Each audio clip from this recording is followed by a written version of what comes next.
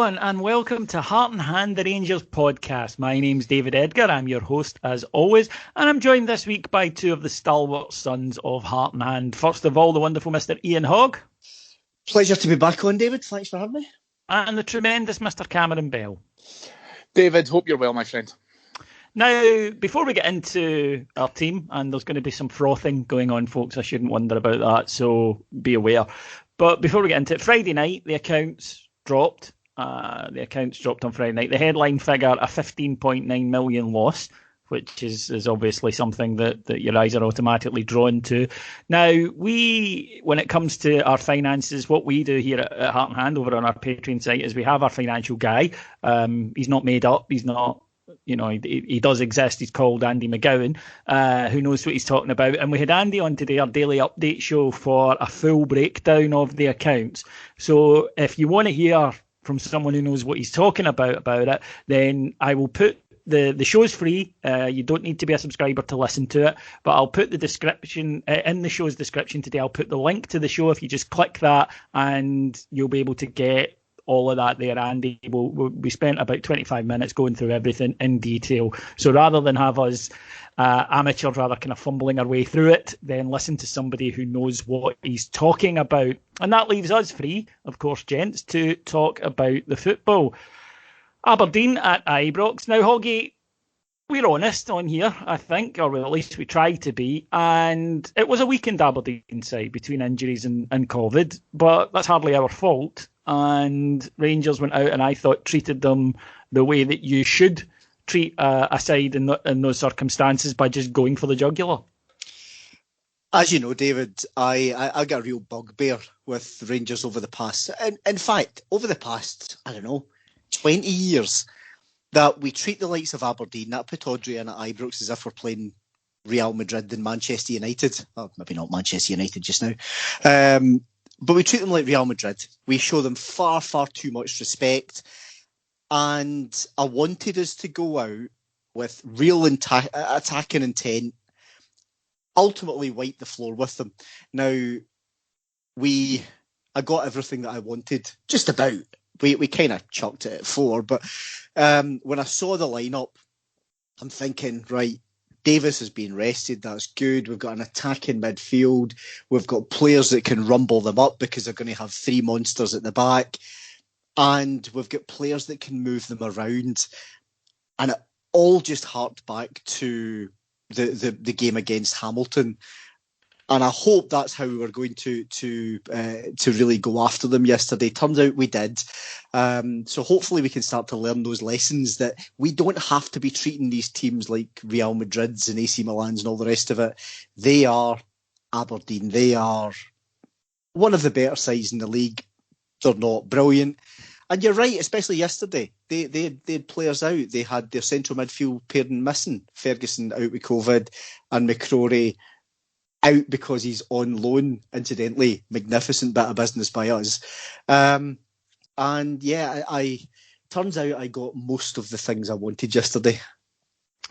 Cammy, the lineup that the manager has been going for this season has been more attacking perhaps than it's been in the past, in terms of he's not wedded to the kind of two holding midfielders. There are games that they're needed and they've played, and that's great, we've got that option.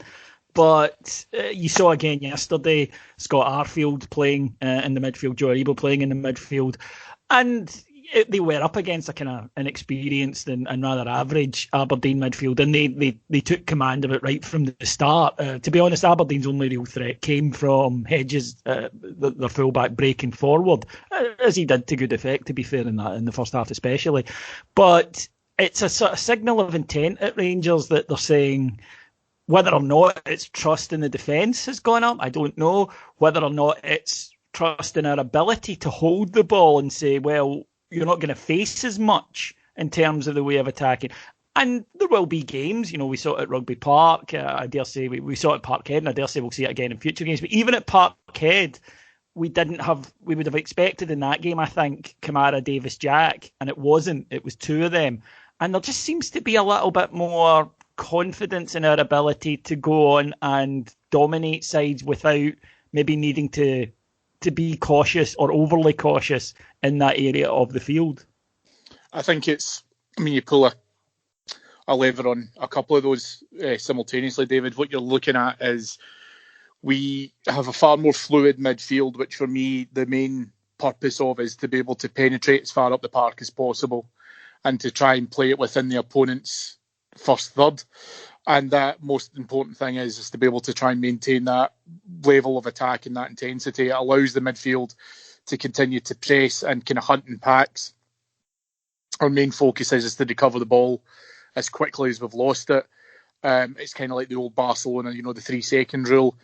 You have to be able to try and get the ball back as quickly as you possibly can to be able to re-instigate an attack, whether that comes down the middle from a number of different movement instances which are completely fluid, or whether or not it comes down the flanks from either Barisic or Tavernier. You're right, the defence is now probably, for me, moved a good solid 10 yards up the park, and the amount of high balls that we are forcing opposition into playing then gets mopped up by usually Connor Goldson or whoever happens to be playing alongside him. And so for that, it's allowing the ball to immediately go straight back towards the opponents, and then at that point we are then back on the attack again. So it feels as if the whole squad has shifted up the park by a good 15 to 20 yards, and we're not interested in doing any kind of form of business around about the halfway line, or even more so in our own half. It's all towards the opposition having to be able to try and get us away from them, which just puts the foot on the throat from the get-go. Cammy touches on a really good point, Ian, which is Rangers' ability to recover the ball very quickly whenever we lose it. When a move breaks down, it's noticeable how often it's almost immediately retrieved and started up again.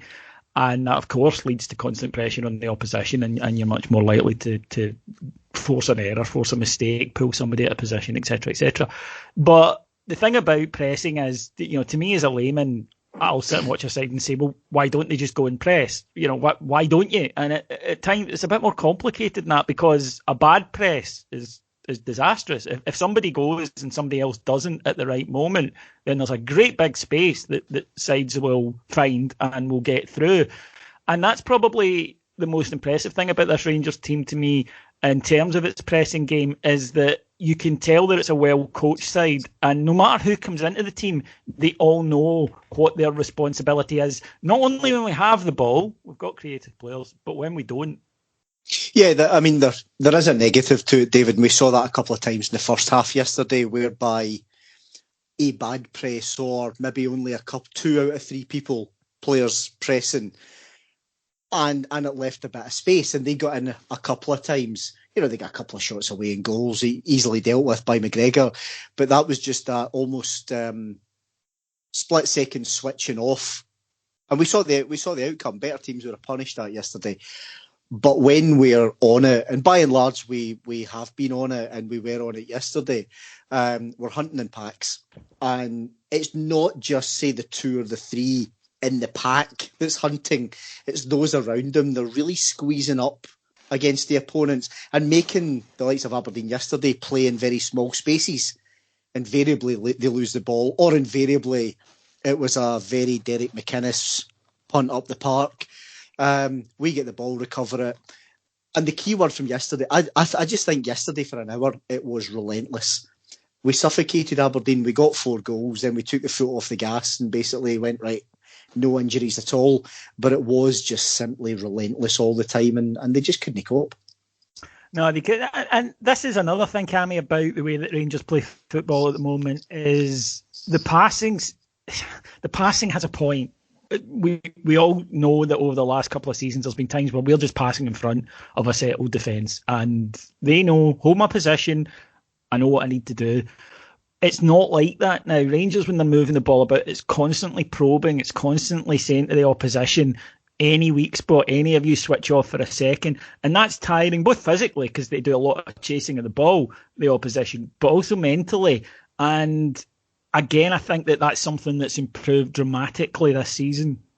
Yeah, the range of passing, I think, from a number of players, and I will give a special doff of the cap to Connor Goldson here, who seems to have just found I don't know if him and Stephen Davis are staying back after training and Davo's helping him out with that, but Connor Goldson's passing is absolutely phenomenal at times.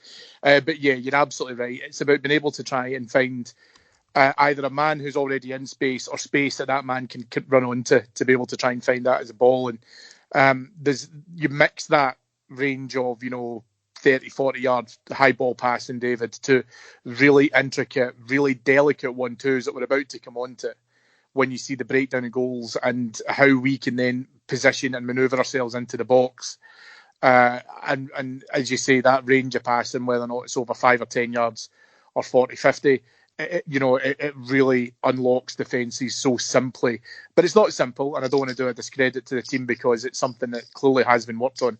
But it just looks incredibly easy when you see them being able to try and do it. But it requires a sense of understanding that can only come via a settled team that will see runs happen, opportunities present themselves, and then, as I say, being able to do that. When you start to intertwine that with pinpoint accurate crossing like you'll get from Borna Barisic and James Tavernier, as we're already seeing, defences cannot cope with it. They just simply do not have an answer.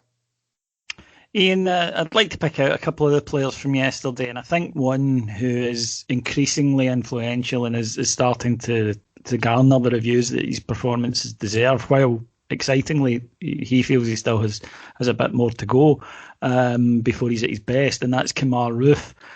I mentioned this yesterday.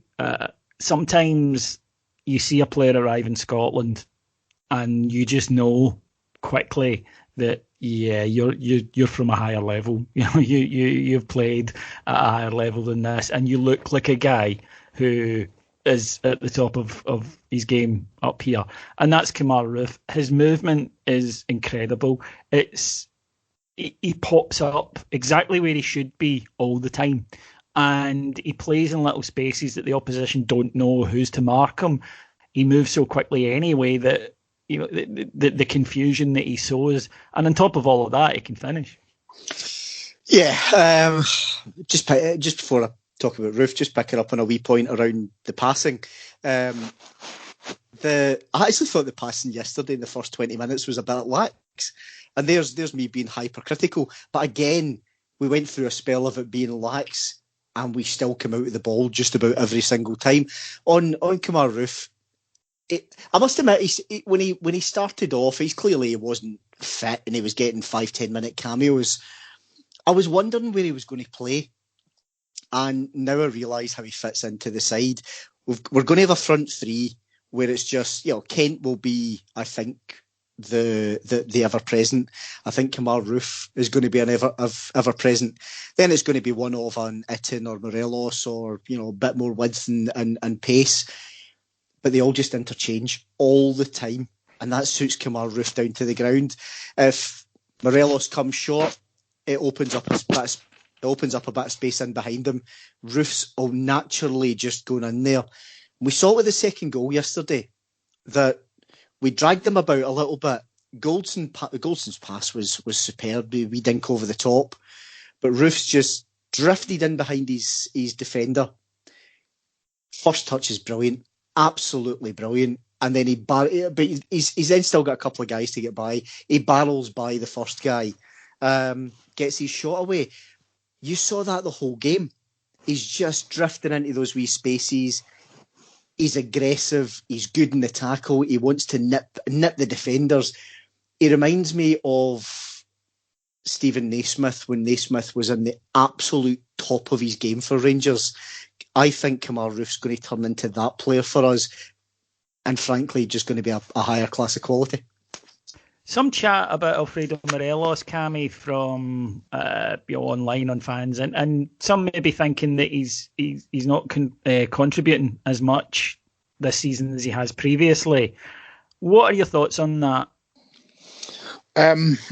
Personally, you've got to look at where we're at from a goal return from him. I was doing a kind of bit of digging just purely because of the fact that I was interested, because I was just thinking back to myself. There's a yin and yang here in terms of the Alfredo Morelos that plays in Europe versus the Alfredo Morelos that's at home now. I'll preface this, David, by saying that I think Alfredo Morelos is doing a very different role and a very productive role in terms of what he's doing within a team. However, if we are talking about price tags and if we're talking about potential sell-ons if that starts to rear its head because we're a month shy of the January window opening back up, then to my mind, he's not contributing enough in terms of goals. So the last time he scored domestically was in the draw at Easter Road. He has missed some games as a result of that. Didn't play against Hamilton Accies, obviously, in that goal fest that happened there. I think you saw his reaction as he came off yesterday. He was pissed off at not scoring. I think he is getting pissed off at not scoring. I'm glad that he's doing other things, so I don't think he's a waste of a jersey. I certainly don't think that whatsoever. But I also think he has to contribute with goals, and I think he has to be able to come into it.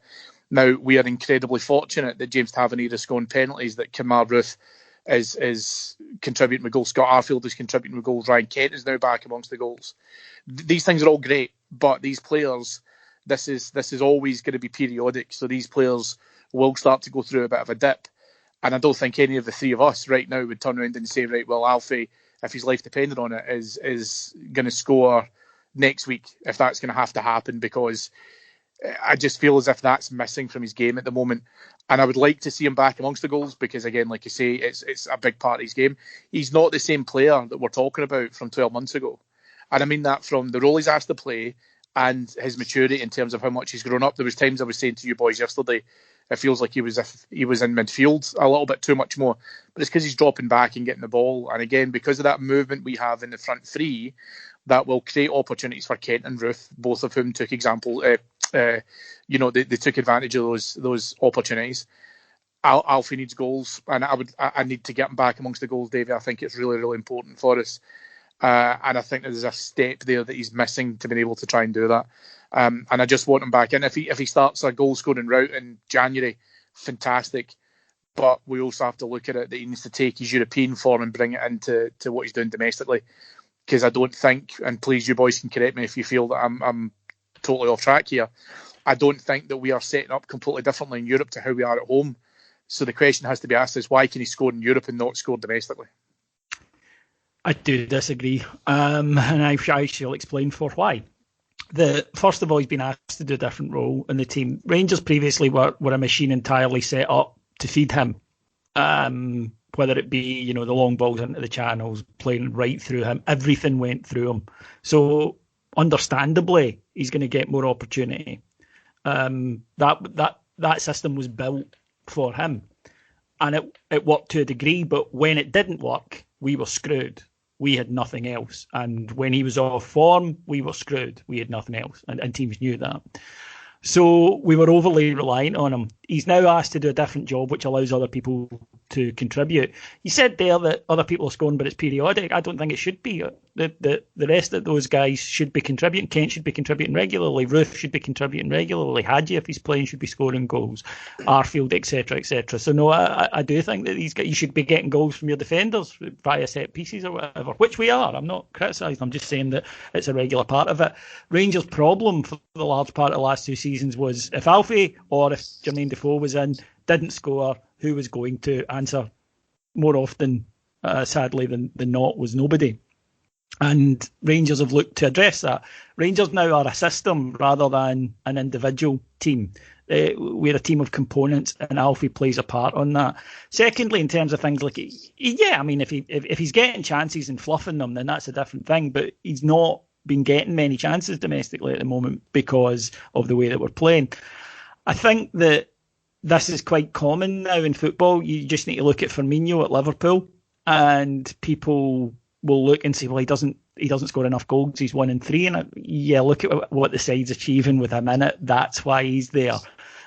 That's the part he plays. I think that judging strikers purely by their goal tally these days is a little bit reductive. It's almost like I like my defenders to defend. It's a nice idea, but I think it's a little antiquated. And secondly, in terms of fee, I don't believe that a club get put off by the fact that he's had 4 bad weeks here and there. I think that clubs, when they're making a purchase at that level, look at the overall track record of the player, which has worked both ways for Alfie, because I think they've looked at the discipline thing in the past and went, and the fact that he has gone through periods in a season where he's completely lost form. So for me, it doesn't matter at the moment. Yeah, it'd be great if he was banging them in left, right and centre. There will come a point, I'm sure he is. But I think that given the role he's been asked to perform at the moment, I'm quite comfortable with what we're getting from him. Ian, final word to you. I think Alfredo Morelos, I actually think he played quite well yesterday. He's clearly been asked to drop deep, to help out, to rotate around with Kent and Roof. So that's the role. The role has fundamentally changed. And I must admit, part of the time I get in the mindset, David, whereby I'm thinking I'm still in that mindset of being reliant on him. And then you got to realise that actually we're not, that we do have that spread of goals. The flip side, however, is we can't go on about we need a spread of goals across the team and then give Alfredo Morelos a pass for not getting chances and no scoring. So I think that he's completely different in the way that he's playing. I think he's doing it very well. I think it's grown up. I think it's mature. There's a point in the second half whereby there was one dropping out the sky, and last season's Alfredo Morelos would have swiped at it and probably stuck it in row's head. And we would have all bemoaned, why didn't you take a touch? His first touch, and it was with Scott Arfield for a free shot and goal. That's a mature Morelos. But I do think a couple of goals would just give him that wee bit of confidence back, because he was clearly pissed off in the huff when he came off. And incidentally, I noticed that some of the media tried to make a thing of that. That's who he is, and I never ever get annoyed at a footballer who is narked at being taken off because he thought he had a chance for a striker for a chance to score a goal. It's up there with strikers that want to hit corners for me. No real striker should ever want to hit a corner. You should want to be in the box to get on the end of it. So I have no problem with that at all. Another guy, just before we move on to kind of where this result leaves us, that I just think we should mention is James Tavernier, because in a day, Cammy, that there were a good few people that put in impressive performances. He was my man of the match, and he's just playing at a huge level, not only in terms of his contributions, which are obviously ridiculous at the moment in terms of goals and assists. And I mean, even yesterday, Ryan Kent should have put away the one that Tav set him up with. But also his drive and his leadership and his leading by example, if you like. I mean, yeah, it's huge, but I think that's the Tav that we wanted to be able to see, because we know that he's capable of doing it. And there was a period towards the second half of last season where he really just started to beat himself up constantly. His performances now, for me, make and break how we look to be able to try and set up. And what I think that we've now seen is that even if it doesn't start for him well, that he'll remain resilient to be able to then continue to try and deliver quality into the box, to drive the team forward, to continue to be able to try and do that. There was actually a point yesterday where I was cheering out loud for him, because I don't know if you guys all remember it, but Tav was able to there was a cross that came in, and I think it was potentially Balogun got a touch in it, but the Aberdeen player was coming towards the back post, and Tav not only was between him and the goal, but cleared it away as well. And I think that from the faults that we've maybe said to him from a defensive perspective, he's totally across a lot of that. He's contributing towards the clean sheets record. He's contributing towards all of that as well. But going forward, I mean, as I say, his range of passing is just absolutely phenomenal. The vision that he's got to be able to try and see where some of those opportunities present themselves is fantastic. And what's great for him is, again, like I say, we can talk about the penalties, and yes, that's all context. But he just, his penalties look, unstoppable at times. I mean, they are fantastic penalties. So it gives him a solid platform to continue to be able to try and build on. And yeah, when we were watching it yesterday, and I was speaking to Ian after the game, and we were talking about man of the match and stuff as well, you would struggle. You could make a case for 3 or 4 of them. Yeah. But Tav, that's happening so consistently with Tav at the moment. I think he's playing the best football of his career, but far and away the best football of his career at the moment. Ian, without getting too excited yet, trying very hard, and I'm sure I'm not the only Rangers fan in that situation at the moment, this weekend to me again felt different to what we've experienced in previous seasons, and the reason I say that is obviously a boost for us whenever Celtic drop points, but this was a match we looked at and thought, yeah, I fancy them to drop points there, and they did. And that wasn't something that had been happening in the last few years. I go back to when we beat them in the Old Firm match. and we beat them so straightforwardly, so thoroughly, and it followed everyone's expectations, and I think that freaked them out a little bit. They then had 3 tough away games in the league, and we all said, we hope they drop something here, because these are obviously the most likely matches they are to do that. Now, they dropped points in 2 of those matches, and I can't help but feel that previous years they'd have won all 3, and that would have just hit the ball right back into our court, and they haven't been able to do that on this occasion. Now, this is not to say that Celtic will not improve. They've got good players. I suspect they will improve.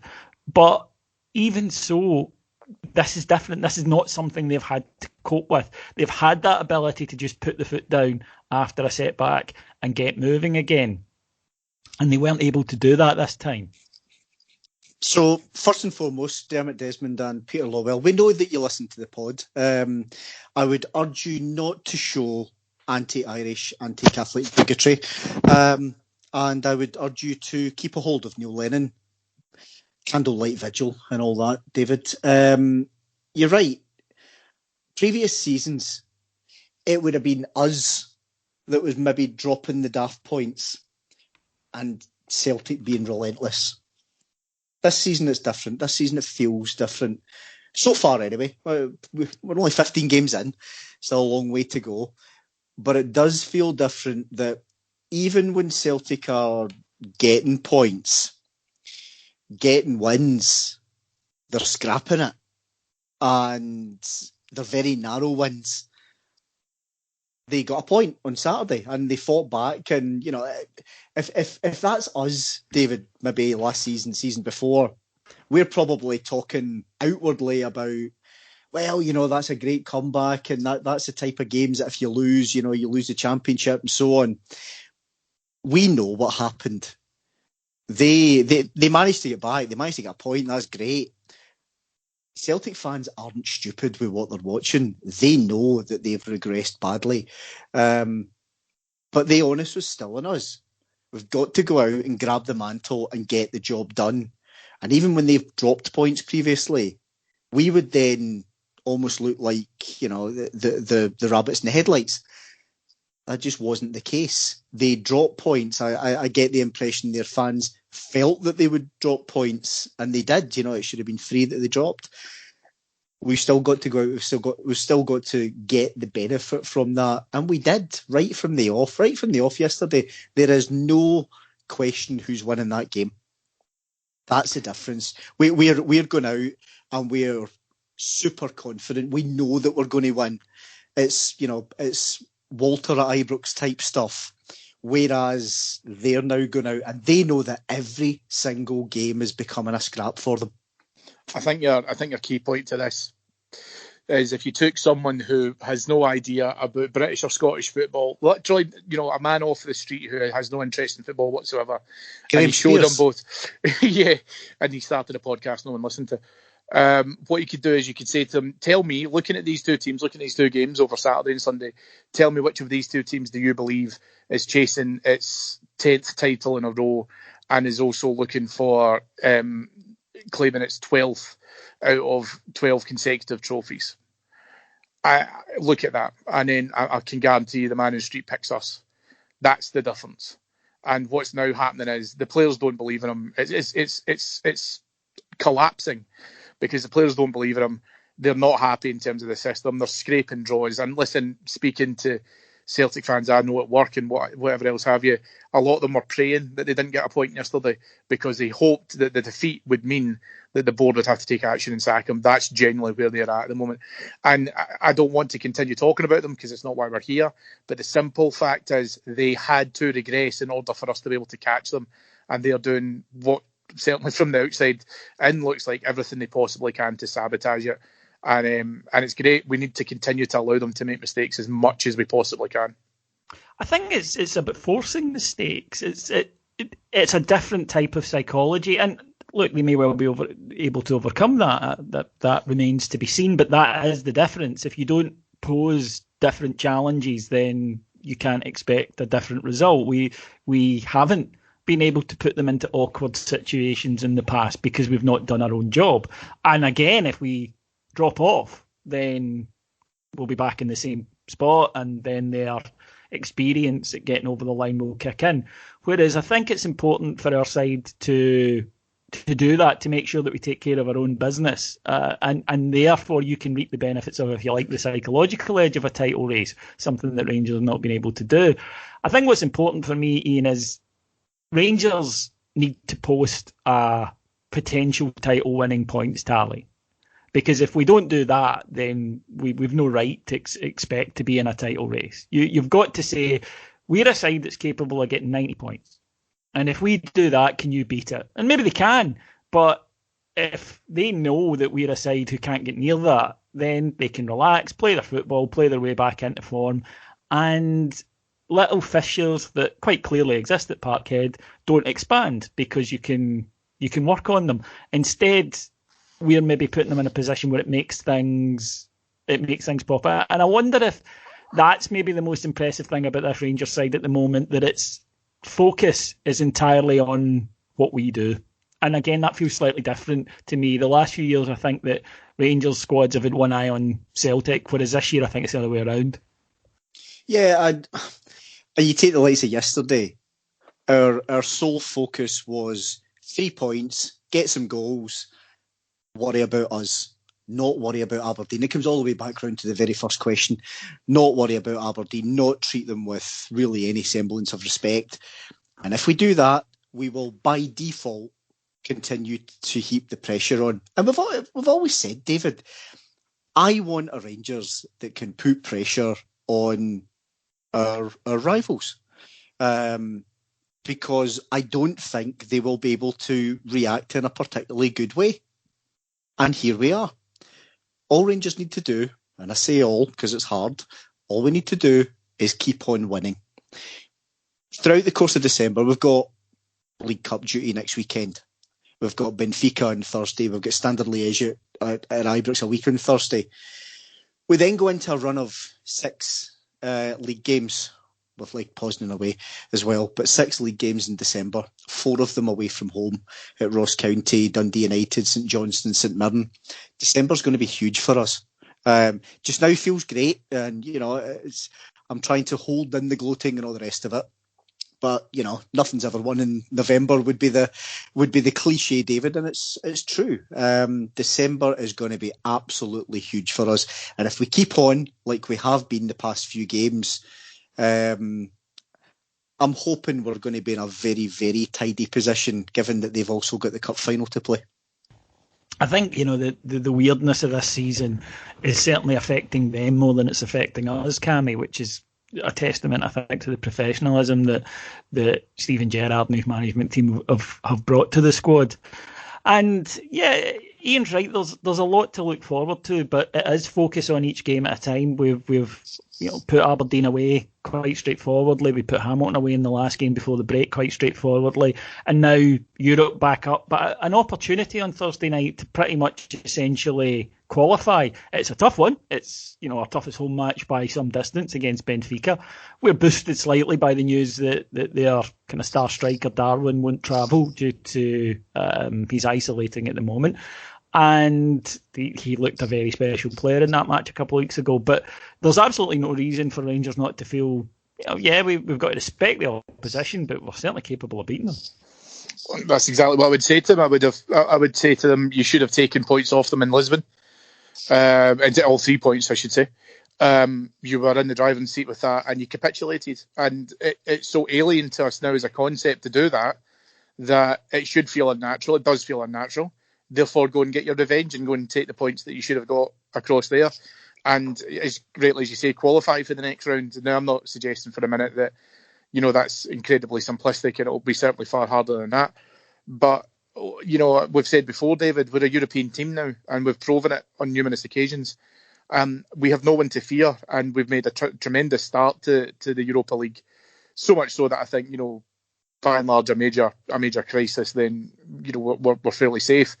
But at the same point, this is the kind of standard that you want to play against, because there's been times like this where when we've come up against major teams, we have thought less of ourselves than we should have, and then proven more to ourselves by actually playing the 90 minutes. And we've taken some huge scalps out the back of that.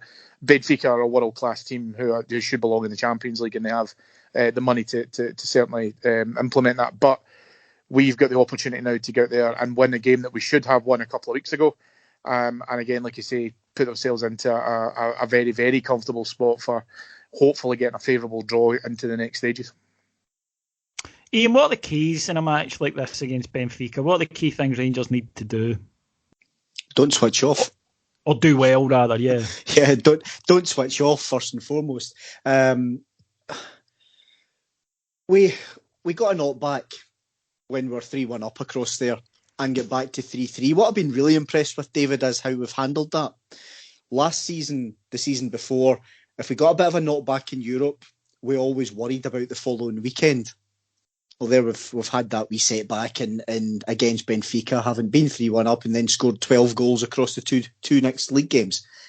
On Thursday night, I think Benfica over there proved that if we switch off, they will score. And we switched off 3 times and they got 3 goals. That's there's simple formula. So we cannot switch off. We need to stay structured. We can't go hunting in packs too much, because they are a very, very class side, a really classy passing side. And we also cannot forget that we're a good side, that we went over there and for an hour, we bossed it until we switched off and we gave away daft goals. We bossed it over there for an hour and we bossed them individually for an hour. Every one of our players winning their battles. That's what we need to replicate that again on Thursday night. You know, at it, empty the tank. We know that we've got Falkirk next weekend. With the best will in the world to Falkirk, I'm looking at that as a gimme. That is massive disrespect, I know. But we empty the tank against them, against Benfica, and everyone's. We're going to have about 8-9 players bang on it, David, because I suspect Benfica will be smarting a little from us bossing it over there for an hour. I think they'll come and give it a go, especially with the 1 or 2 players that they've got out.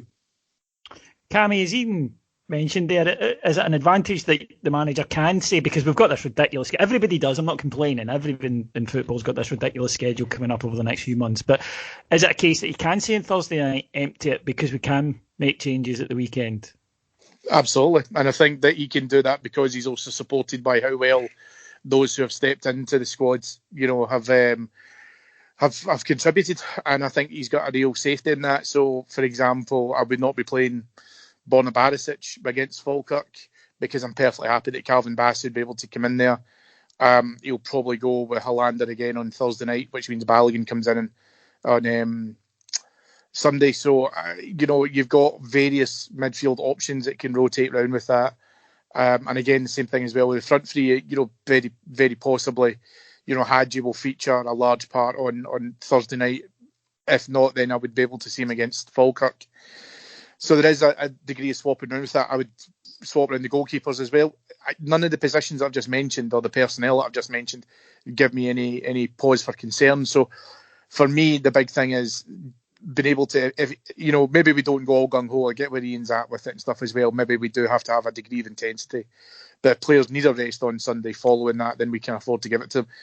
I mean, it's a weak kind of case in point, but then it was the same thing. We did that with Ryan Jack, where he played a lot of football in the international break, came back into the side on Sunday, didn't look anywhere near out of place, in my opinion.